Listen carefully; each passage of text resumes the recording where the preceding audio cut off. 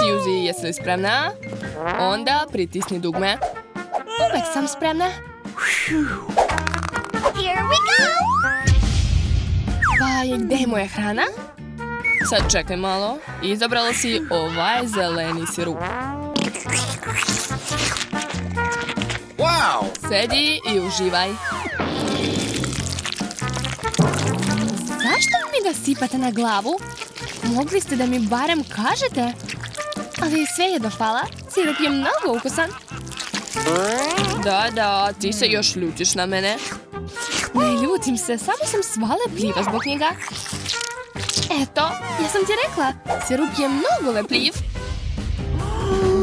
Odlučila si da uzmeš još slatkiša.